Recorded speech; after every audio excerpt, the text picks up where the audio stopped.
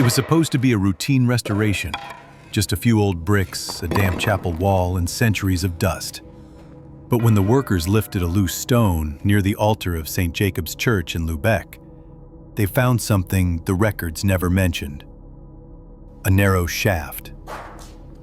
No stairs. Just a drop into dark. The team lowered a light. It didn't reach the bottom. Later that week, a local archaeologist was called in, someone used to bones and silence. They sent down a camera, and what they saw didn't make sense. Dozens of figures, huddled together, some seated, some curled, hands bound, mouths open, and all around them, nothing but walls. No door, no tunnel, no way out. Who were they? Why were they sealed beneath a church? And why had no one spoken of it in over 500 years? That was the moment history cracked. Because in the quiet bones of Lubeck, a secret long buried was stirring again. The city of light and trade, Lubeck, 15th century. It wasn't just another town on the map. It was the beating heart of the Hanseatic League, a vast network of trade routes stretching from London to Novgorod, fueled by grain, salt, furs, and gold. Ships arrived daily. Coin flowed through the streets like water. And above all else, Lubeck had order. Guilds ruled with precision, merchants kept perfect records, church bells marked the hour like clockwork, and every stone laid had its place, especially in the houses of God. St. Jacob's Church stood at the edge of the old quarter, not the largest but one of the oldest, built for seafarers, merchants, and the men who died at sea. Its halls echoed with hymns and warnings. Its crypts were reserved for the faithful. But beneath the city's order, something else lurked. Something quieter, older. A truth that didn't belong in ledgers or sermons. Because for all its wealth, Lubeck had shadows, and sometimes the cost of keeping power was silence. The missing records. The restoration team expected dust, maybe some buried bones. What they didn't expect was absence. There were no floor plans that included a subchamber, no blueprints, no parish records, not even whispers. St. Jacob's was meticulously documented. Every beam, every bell, every stained glass pane had a paper trail. But this space beneath the nave, it was as if it had never existed. The workers paused their tools. A historian was called. She pulled volumes from the town archive, leather-bound, ink-faded, precise. They showed renovation logs from 1782, a fire in 1811, a burial roster last updated in 1895. But between 1521 and 1545, nothing. Not a page, not a name, not even a mention that the church had been sealed for repairs. It was as if someone had edited history, carefully, deliberately, and torn a generation from the script.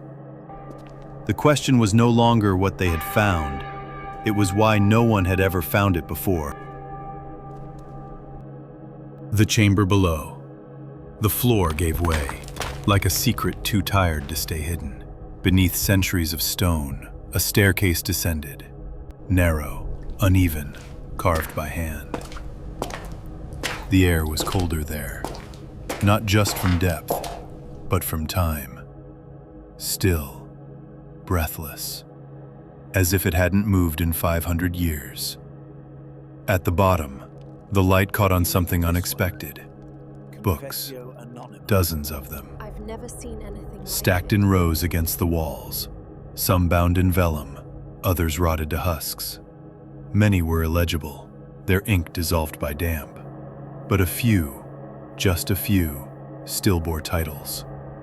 One was a psalter, another, a ledger of debt. A third, oddly pristine, simply read, Confessio Anonyma.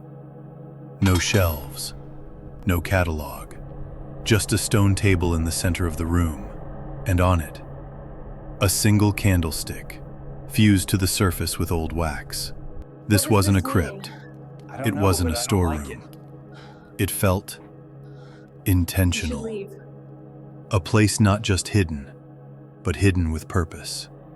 And then came the second question, the one no historian ever wants to ask. Why was it sealed? The sealed pages. The book creaked when opened, not with drama, but with the kind of weight that only old truth carries. Its handwriting was careful, almost elegant, penned in iron gall ink that had browned with time. But the words felt like splinters. It wasn't a gospel. It wasn't even doctrine. It was a confession. Page after page, it detailed names, dates, meetings that happened after Vespers. Whispers exchanged between robes in candlelit corridors. And then, darker things. A bishop who had grown too rich too quickly. A novitiate who disappeared one winter. Land deeds rewritten. A noble family's heir suddenly declared possessed and taken into custody by church order. But one entry chilled the archaeologist's breath. We burned the girl, not for her heresy, but for what she saw. No name, no trial records, just that one line, branded into the book like a scar, and then, abruptly, the entries stopped, as if the writer knew he'd already said too much. The girl in the fire. Her name was never written down. No portrait, no grave, no birth record. Only a shadow. And the smell of smoke, trapped in old stone. Locals still whispered about her. Not in defiance. Not even with guilt. Just in fragments. She saw something, they'd say. Never quite sure what. Some claimed she wandered into the wrong chamber. Others believe she found a scroll, one that named the bishop not as a shepherd, but as a man with blood on his hands. She was young, a healer's daughter, curious, educated, unafraid, too unafraid. And in a time when silence was obedience and obedience was survival, her voice became dangerous. The entry in the confession was brief, but final. We burned the girl, not for her heresy, but for what she saw. No record remains of a trial, no tribunal, no priest assigned to deliver last rites. Only the scorch marks beneath the altar. The faint black stain no restoration could ever scrub away. And the silence, the kind that follows when justice is replaced with ritual. She became a rumor, a lesson, and eventually a secret. But secrets don't stay buried forever. The Architect's Code. It started with a pillar, barely taller than a man, worn smooth by centuries of touch. But near the base, a carving that didn't belong. Not quite Latin, not quite Greek, but a hybrid script, spiraling inward like a maze. At first, it was dismissed. Ornamental, they said, but someone had traced it before, a finger dipped in ash, left smudges where only stone should have been. Across the church, others followed, a pattern on the choir stalls, matching symbols etched into the sacristy's hinges. A misaligned fresco, just one tile, revealing a compass point aimed downward. This wasn't decoration, it was direction. Whoever built the church had encoded a map, not to heaven, but to truth. And it wasn't just one architect. Over generations, hands changed, but the code endured, expanded, layered into wood, into glass, into mortar. A resistance, not of rebellion, but of remembrance. Every symbol was a breath held, every angle a whisper, a way of saying, "We saw what happened. We were forced to stay silent, but we left this for someone like you." They couldn't testify, but they could carve, not names, but warnings, not accusations, but directions. A cathedral turned into a message board, waiting centuries for someone to read it. The crypt that wasn't empty. The door wasn't locked, it was just reluctant. Old hinges, swollen with damp. Stone that didn't want to be moved, as if it remembered what lay behind it and would rather forget. The air was still, not musty, but preserved, like something sealed in wax. The kind of silence that settles when even time forgets to breathe. Dust rose as the beam of a flashlight swept across the chamber. No coffins, no bones, just walls, lined with shelves, and on those shelves, rows of bound volumes, thick, hand-stitched, unlabeled. The leather cracked with age, but the clasp still strong. One was opened. Not a Bible, not scripture, but confessions. Hundreds, written by the same hand over decades. Some in Latin, some in the local tongue, all anonymous. Stories of theft, of violence, of children taken, of secrets kept for the church. But these weren't just sins. They were records, documented, numbered, cross-referenced with initials, dates, sometimes even payments. And then, one line, alone, underlined, like a final whisper in a long scream. "Forgive me, Father. I kept the keys." It wasn't just a crypt. It was a vault of truths buried too deep for daylight. The keeper who never left. At first they thought it was a caretaker. Old boots by the stairwell, a wooden chair in the corner still warm to the touch, a candle stub burned down just hours before. But no one was registered to oversee the crypt, no records, no keys officially assigned.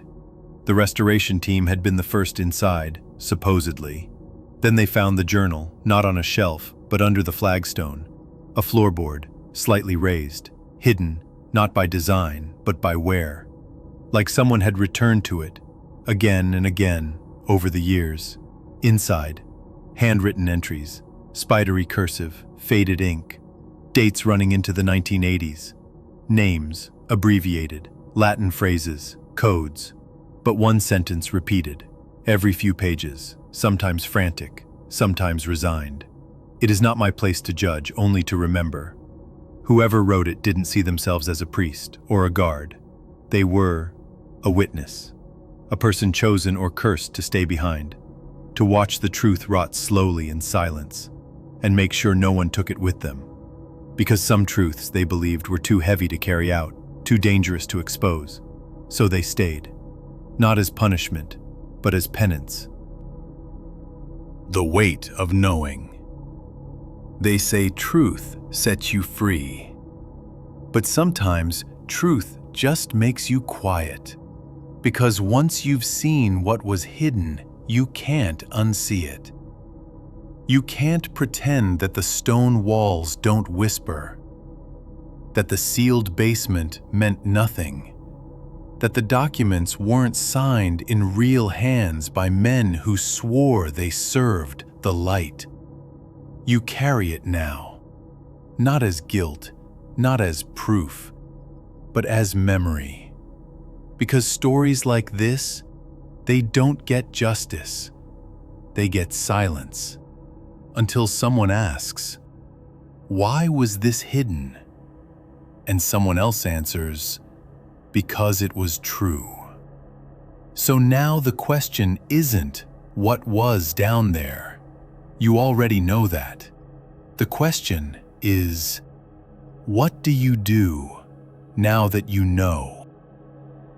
Thank you for staying. Not just to watch, but to remember. Most people won't make it this far, but you did. And maybe that means something. If stories like this matter to you, if you believe some truths should be spoken, even in whispers, consider subscribing. Not for the algorithm, but to help keep the silence from winning.